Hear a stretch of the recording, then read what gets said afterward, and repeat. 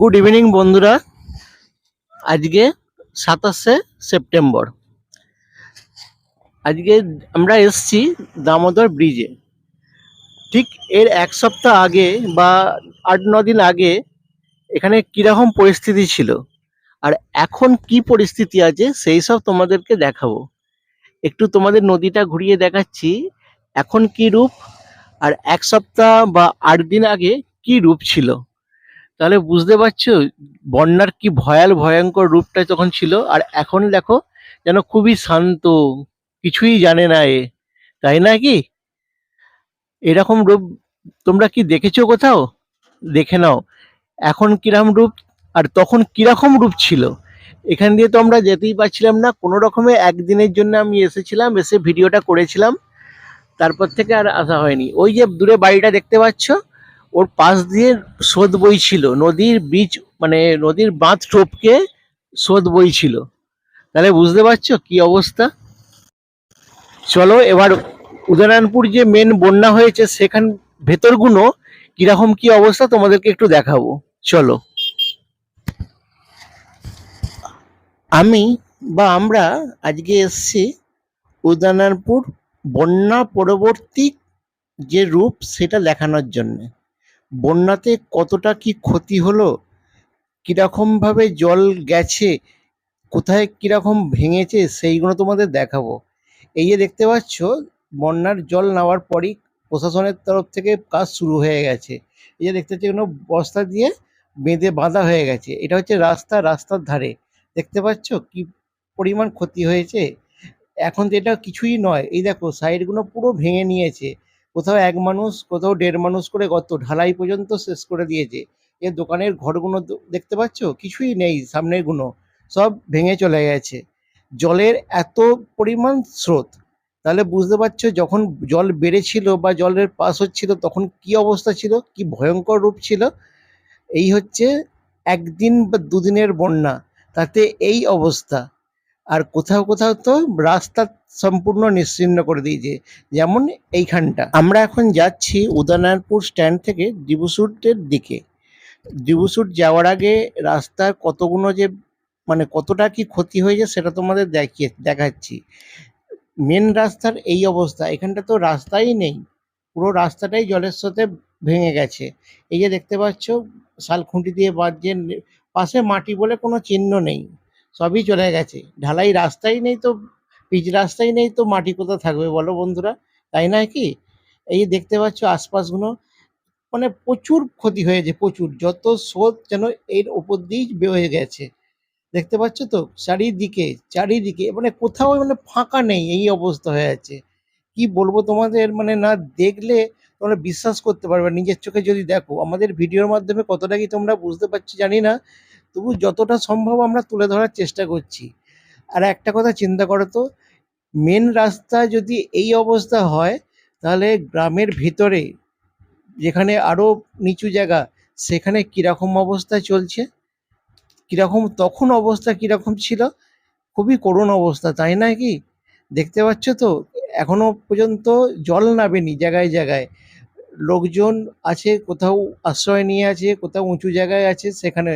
এই যে দেখতে পাচ্ছ কাজ চলছে, বাঁশের খুঁটি, শাল খুঁটি সব পুঁতছে, পুঁতে মাটি ফেলছে বা বালির বস্তা দিয়ে বাঁধার চেষ্টা করছে কোনো রকমে, মানে যাতে রাস্তাটা ক্লিয়ার হয় সেই জন্যে। দেখতে পাচ্ছ তো কত নাই চেষ্টা করছে, কিন্তু প্রতি বছর 1 বছর 8 বছর হয়তো বন্ধ যায়, প্রতি বছর যদি এই অবস্থা হয় তাহলে কি করে চলবে বলো বন্ধুরা। ভগবানের মার কেওড়াতলা পার, তার প্রত্যক্ষ প্রমাণ দেখো এইটা। এটা কি তোমরা কিছু বুঝতে পারছো? এটা কি পুকুর না ডোবা না দিঘি, ঠিক বুঝতে পারছো না না? আমরা কিন্তু বুঝতে পারছি, যেহেতু আমরা ছিলাম ওখানে, গেছি। এটা একটা রাস্তা, মেন রাস্তা ডিবুসুট থেকে যেটা চাপাডাঙ্গা যাচ্ছে সেই মেন রাস্তা, সেটা এখন এই অবস্থা। তাহলে কি অবস্থা, কি পরিমাণ ক্ষতি হয়েছে বুঝতে পারছো তো তোমরা। প্রশাসনের তরফ থেকে অনেক তাড়াতাড়ি কাজের চেষ্টা করছে, কিন্তু এত পরিমাণ ক্ষতির পরিমাণ এতটা বেশি যে কিছু করা সম্ভব হচ্ছে না। যতটা পারছে তবু চেষ্টা চালিয়ে যাচ্ছে। আর দেখতে পাচ্ছ এই যে দোকান, এই যে বাড়ি, এতে পুরো শেষ করে দিয়েছে। আর ওই যে লোকগুলো দাঁড়িয়ে আছে দেখতে পাচ্ছ ওপারে, ওটা হচ্ছে ওটা রাস্তা, মেন রাস্তা। আর আমি একদিকে দাঁড়িয়ে আছি, ভিডিও করছি। এই যে প্রশাসনের তরফ থেকে গাড়ি দিয়ে কাজ চলছে, জেসিবি দিয়ে। তো এই যে মেন রাস্তা, এটা হচ্ছে জলের তোড়ে বন্যার মানে ডিবিসি ছাড়া জলে এত পরিমাণ জল ছেড়েছে যে ভেঙে চলে গেছে। এই যে দেখো, তার নমুনা দেখো, পোস্ট, জোড়া পোস্ট উল্টে পড়ে আছে। বিদ্যুৎবিহীন, কতটা এরিয়া বিদ্যুৎবিহীন, কতদিন থেকে, আজকে 10 দিন, প্রায় 10 দিন হতে চললো, এখনো বিদ্যুৎবিহীন, জল নাবেনি। দেখো আশপাশগুলো এখনো জলে ভর্তি হয়ে আছে। তাহলে কিভাবে তারা বাস করছে? মানে এটা হচ্ছে প্রতি বছরের মানে ঘটনা, বুঝতে পারছো তো? কাজ একদিক থেকে কাজ করো, আর একদিন দুদিনের বন্যাতে সবকিছু ভেঙে চলে যাক। এই হচ্ছে আমাদের নিয়তি, উদয়নপুর এলাকার নিয়তি। কিছুই করার নেই। আর কয়েকটা দিন পরেই বাঙালির বড় উৎসব দুর্গাপুজো। তা বন্ধুরা, এখানে দুর্গাপুজো বা উৎসব কি করে করবে বলো? ধান জমি এইগুলো সব দেখছে পাশে, ধান জমি জলের তলায় বা যেগুলো আছে সব ডুবে গেছে। আর একটা জলজান্ত প্রমাণ দেখো, এই দেখো, জলের তোরে পুরো পোলটাই নষ্ট হয়ে গেছে। আশপাশগুলো দেখো যেন হাড় বেরিয়ে আছে, তাই না? দেখে যেন কি একটা, কেমন একটা লাগছে, কি পরিমাণ ক্ষতি যে করে দিয়ে গেছে। মানে না দেখলে তোমরা চিন্তা করতে পারবে না কি অবস্থা, দেখো কতটা ক্ষতি হয়েছে। বন্ধুরা, এতক্ষণ দেখালাম উদয়নারায়ণপুর থেকে ডিবুসুটে গিয়ে ভয়ঙ্কর যে মানে বন্যা বলতে ভুল হচ্ছে, ভয়ঙ্কর যে বন্যা, তার কি বীভৎস রূপটা তোমাদের দেখালাম, কিভাবে ভেঙেছে। আর এবার আসছি, আমি এখানে এসেছি, এটা হচ্ছে ভবানীপুর, মানে উদয়নারায়ণপুর থেকে আমতার দিকে যেতে যে রাস্তাটা পড়ছে, সেই রাস্তার এখন এই সবে আজকের দিনে জেগেছে। 1 সপ্তাহ উপর হয়ে গেল, এখানে এখনো জল আছে, দেখতে পাচ্ছ কত জল। তা বন্ধুরা কি বলবো, এখনো এখানে সব শুধু পচা গন্ধ, ঠিক আছে? চারিদিকে জলে ভর্তি, দোকানপাট বন্ধ, শুধুমাত্র রাস্তার দিকটাই একটুখানি খুলেছে, বাদবাকি সব জলের তলায়। ধান জমি, এমনি ফসল, সমস্ত কিছু নষ্ট হয়ে গেছে। কত যে ক্ষতি তা চিন্তা করতে পারবে না বন্ধুরা। চলো তোমাদের আস্তে আস্তে দেখাচ্ছি কি অবস্থা। বন্ধুরা, এগুলো দিঘি বা নদী নয়, এগুলো হচ্ছে ধান জমি বা ফসলের জমি, এখন নদীতে পরিণত হয়েছে।